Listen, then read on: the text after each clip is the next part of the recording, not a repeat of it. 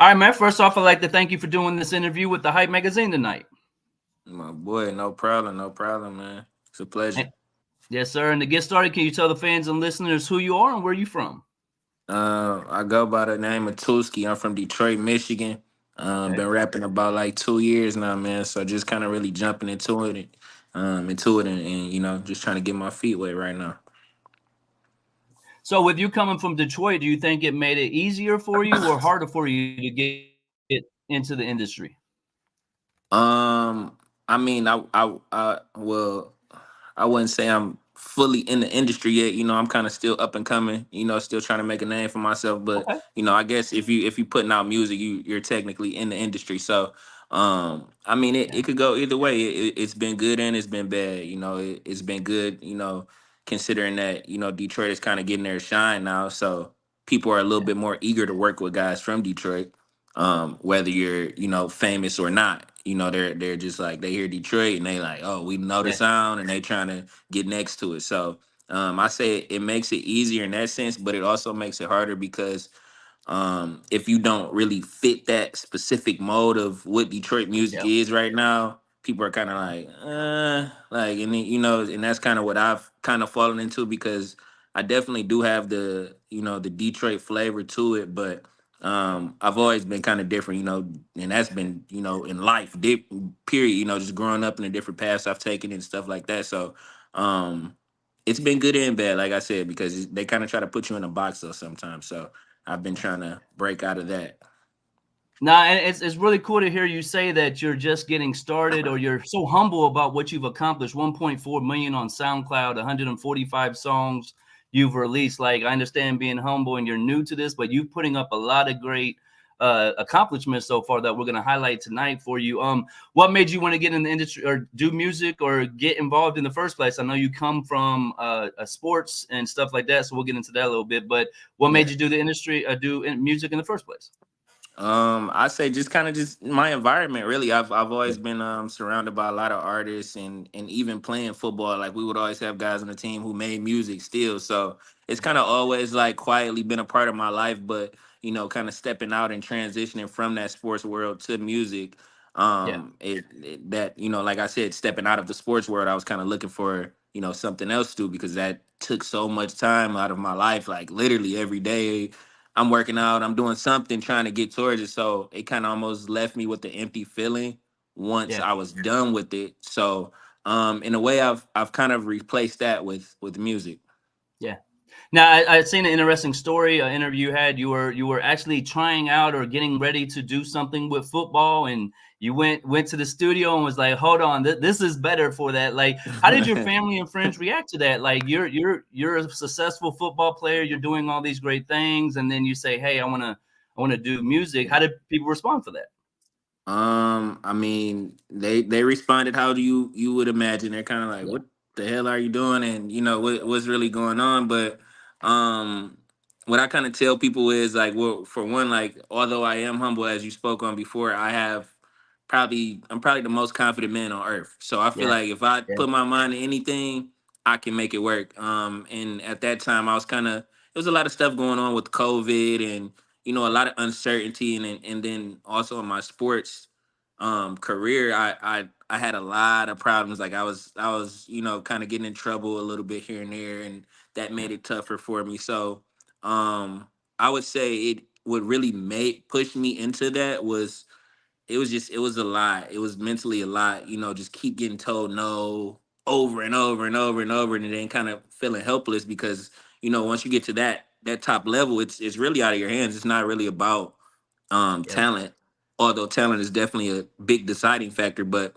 it's a lot of different other things that goes with it. And I just personally couldn't deal with that. But Yeah. as I go into music, I see it's the same thing in here too. Yeah. So, now it's like I'm kind of in the spot where it's like, okay, yeah, I could say fuck music too because I don't like dealing with the politics and the ass kissing that goes along with it. But like I said, man, that's with anything you doing in the world. Period. Whether you go work a Yeah. 9 to 5 or whether you make music, like it's gonna be like that wherever you go. So I'm kind of just figuring my way out through it now. That's dope. And when you made that shift, did you have any connections to the industry? Did you have people that were involved in it, or are you kind of learning it as you go? I mean, I originally like stepping into it, I didn't know anybody, but as I, Yeah. showed the world, okay, this is what I'm doing now. A lot of different faces started popping, like, hey, I do this, and Yeah. it started kind of bridging a lot of gaps. So, originally, like, I kind of stepped into it blindly, but as I proceeded to go on with the music, I eventually ran into the right people, and That's and dope. it definitely made it easier for me, but I had to find that out myself. So I had to figure all of that out. Like, but once I did, it was, it wasn't as bad. Yeah. Now I know you made the transition from Detroit to California. At what time period was this? Was this when you made the switch from sports to entertainment, or what what Yeah. what when made that switch?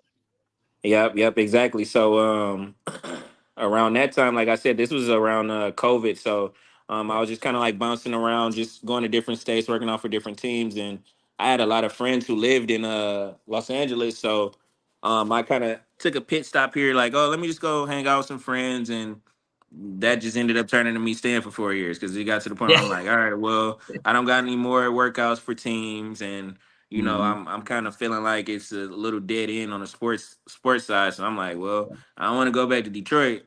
So I just ended up staying there and kind of built my own life out here. So yeah. And when you go to California, like you said, you're starting out fresh, but you got a lot of fans, man. Like I started looking into to get ready for this. Shout out to Sincere.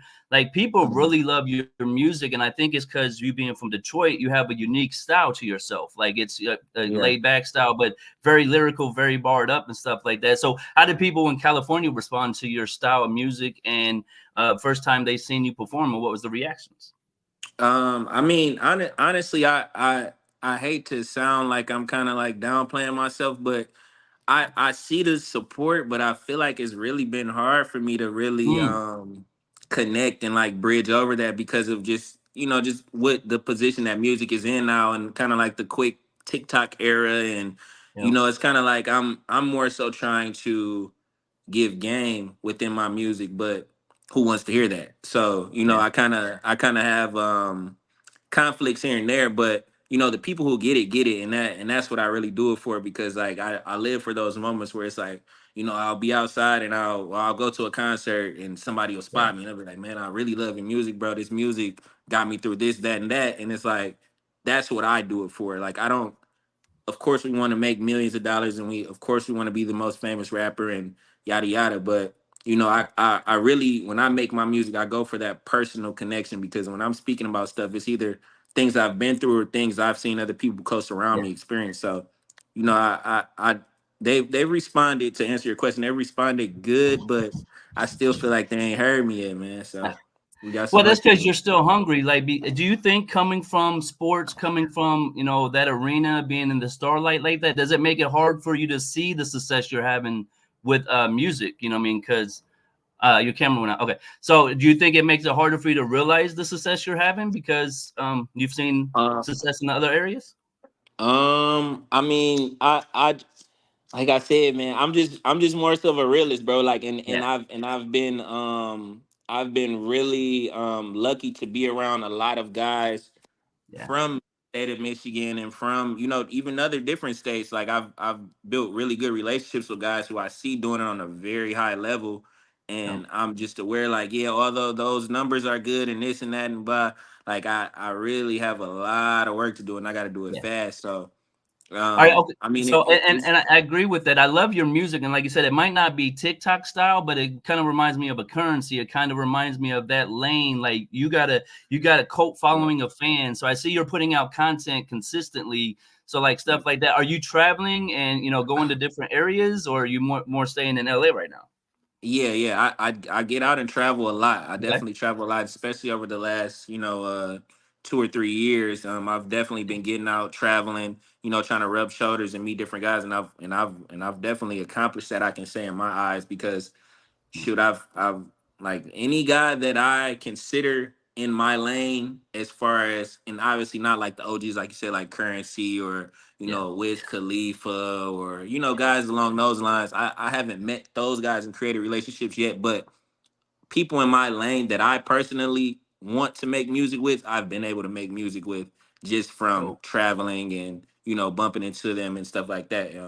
So yeah, I travel a lot for sure, and I try to make a conscious effort to do that because I know I can't make any moves just sitting here and putting music Yeah. out. I got to put the Where footwork where in. were some of the first places you went to perform? Like you said, you're 2 years, and I want to highlight this for some people because you've had you've got a lot of things accomplished so far in 2 years. So a lot of Yeah. music's been put out and stuff like that. So what was the first experience like when you left LA to perform and people got to see your style, your music for the first time? I mean the first place I had a show was Minneapolis, and so Okay. when Yeah. I did a show in Minneapolis, I actually went to college in Minneapolis. So Dope. it was definitely fun because I've people have got to kind of see me go through the different phases of life and still come out somewhat successful in each one. So Yeah. it's always good to get back and kind of show my face, to like show people I'm still here, I'm still pushing, I'm still doing it. And then also it's good just to see the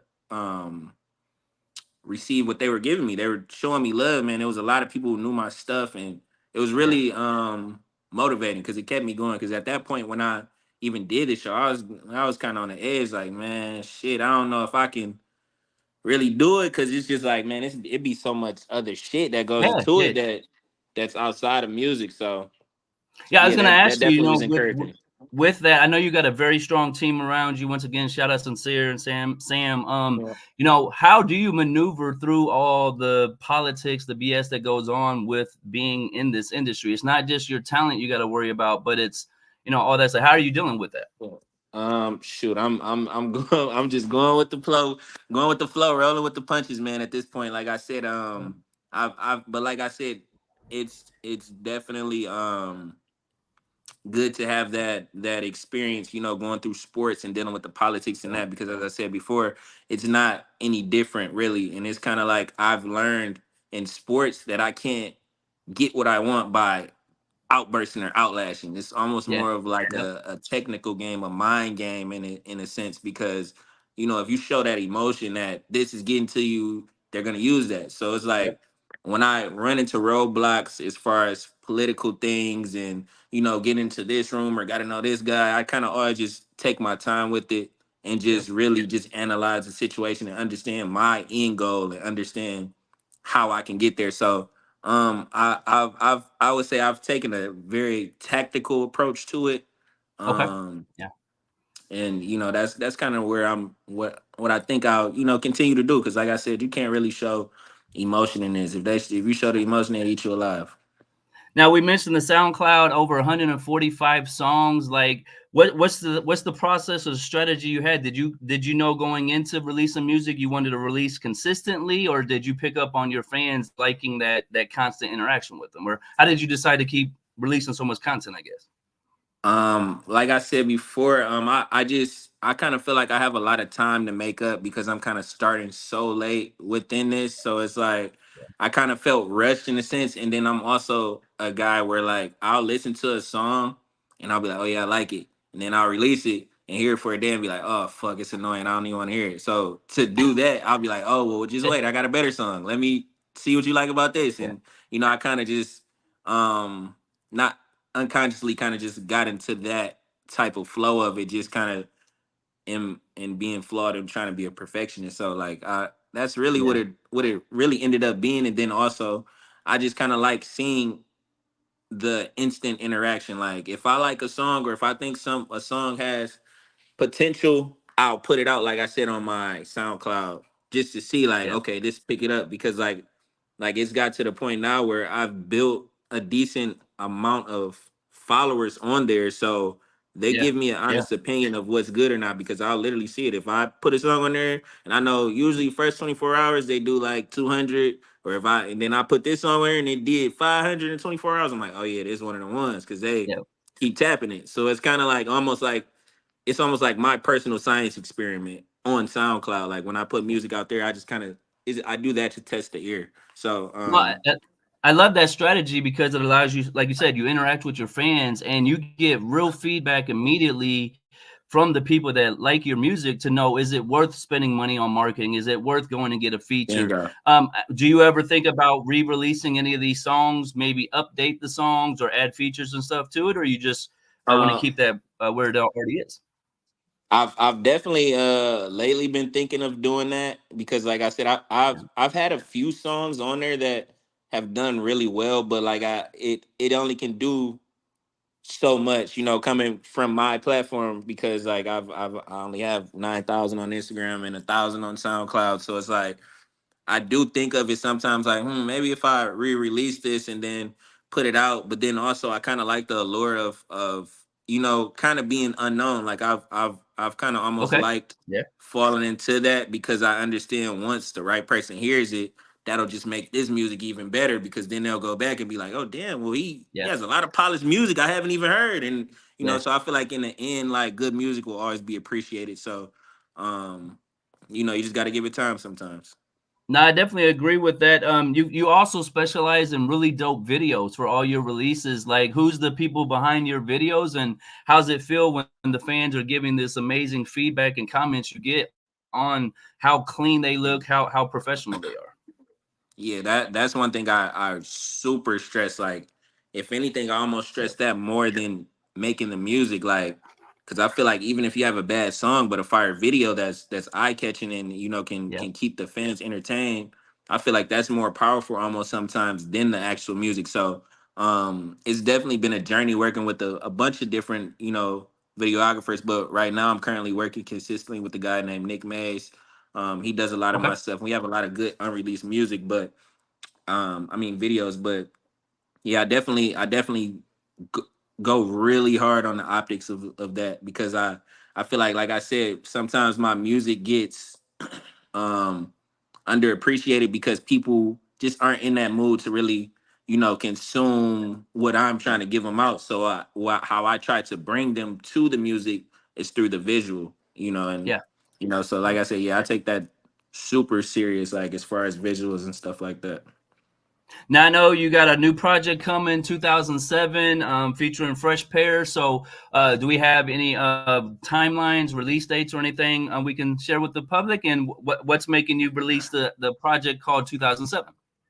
I mean, I don't have any concrete release dates right now. I'm kind of Okay. just going with the flow Yeah. and just almost kind of like easing up on myself because before in the past I would give myself super strict like timelines and Yeah. you know, in a sense I would almost rush it sometimes when I don't have to because like I have the unique position right now of, like I said, being unknown.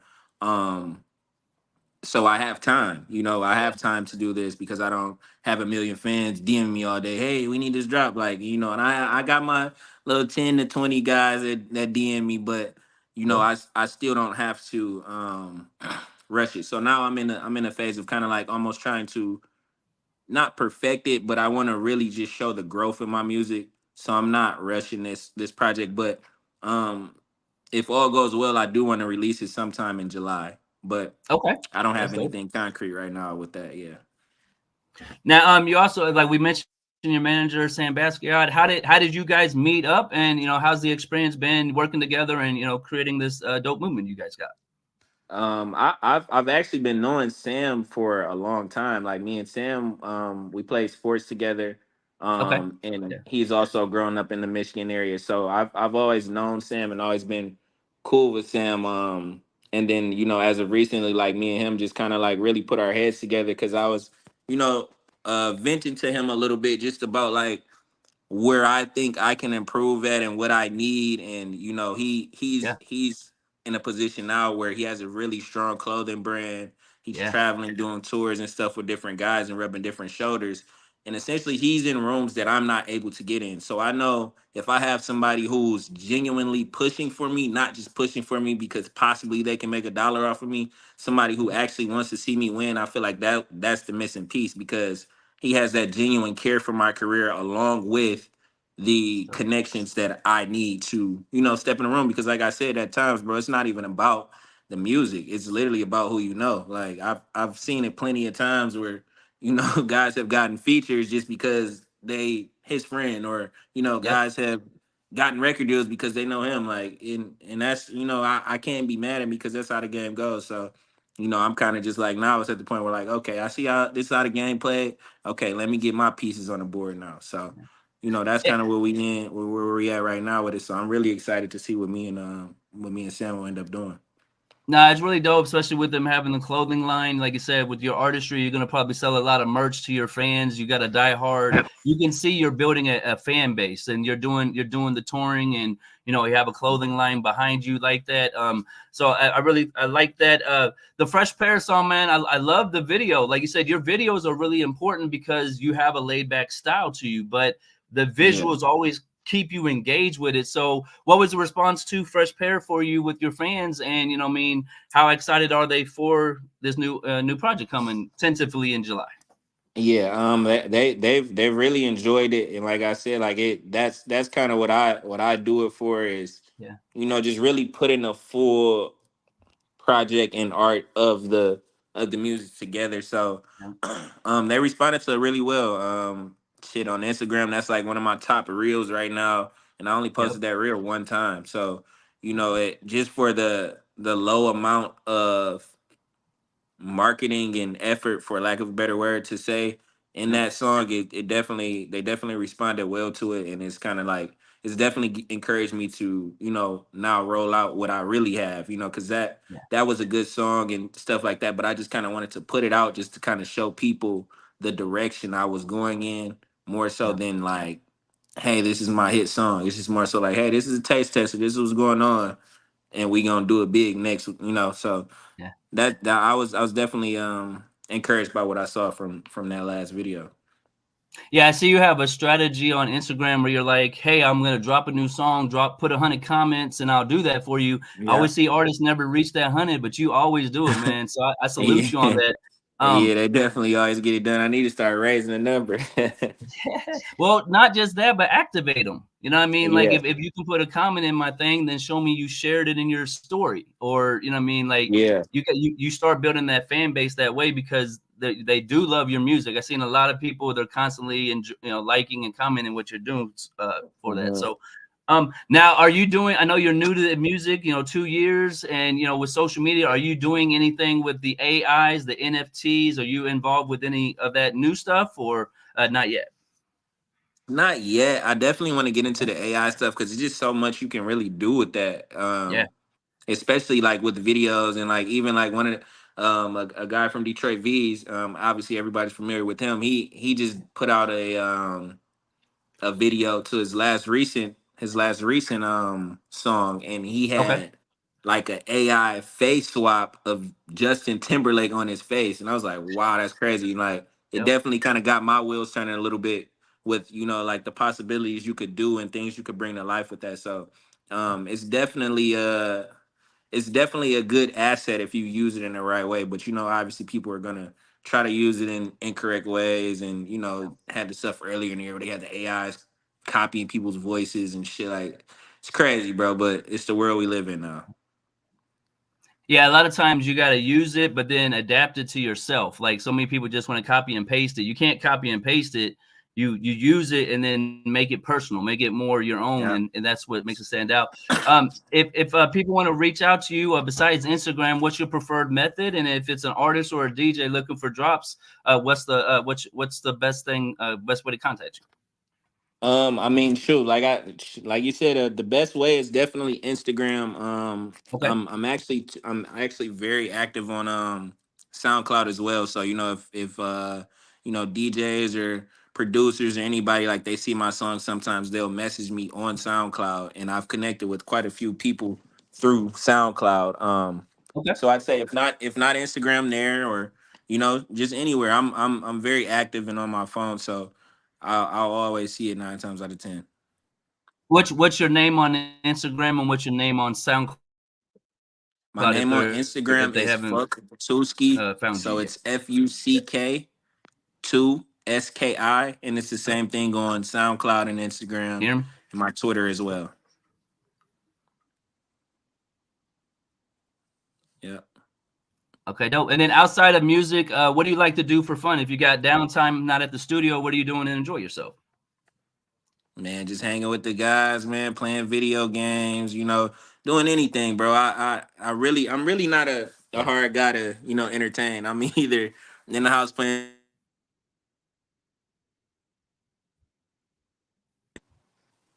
Hello, So yo, sorry. That was actually yeah, I see Sam you. just Okay, you calling back. me right now.